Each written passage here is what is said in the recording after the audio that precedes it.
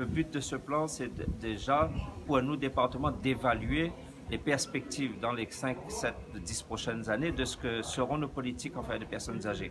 Combien ça va nous coûter, combien d'emplois on va créer, combien de places il faut ouvrir dans les établissements. Donc tout cela, on va les évaluer pour nous-mêmes.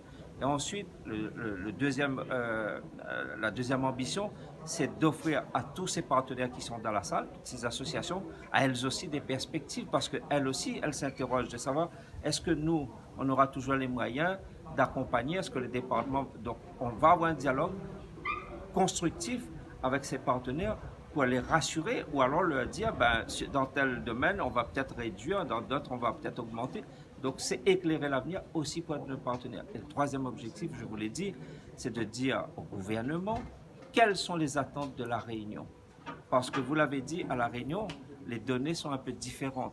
On rentre en dépendance beaucoup plus tôt, on a un besoin criant de place dans les EHPAD, dans les établissements, on veut favoriser le mode d'accueil familial ou intermédiaire. Donc tout cela, il faut qu'on explique au gouvernement. Et il y a 2 ou 3 pistes de travail déjà lors de mes rencontres avec les différents ministres que je vais envisager.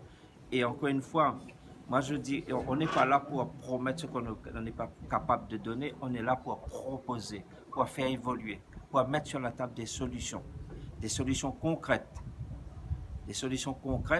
en lien avec nos possibilités, en lien aussi avec tous les bénévoles qui nous entourent, les associations, et bien sûr aussi en lien avec le gouvernement, parce que la Réunion tout seul ne peut pas régler tous les problèmes. On doit toujours s'appuyer sur la solidarité nationale. Il y a urgence à agir pour plusieurs raisons.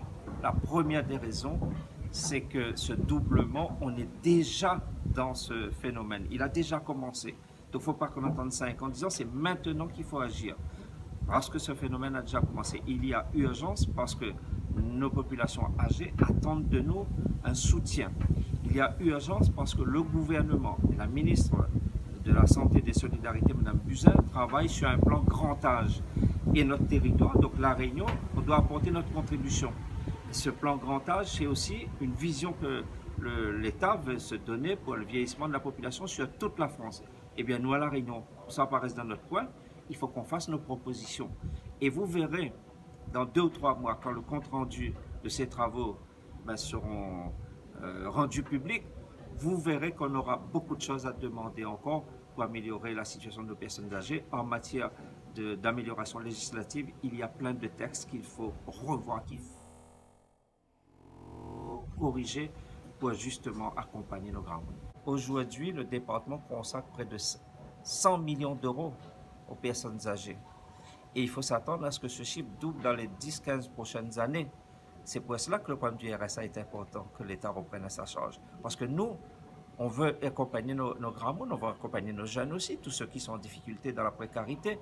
Il nous faut des moyens. Et donc ces moyens, je pense qu'on va pouvoir les dégager. C'est pour cela qu'on met en place ce plan senior. Parce que le plan senior, c'est avant tout une façon de travailler les uns avec les autres.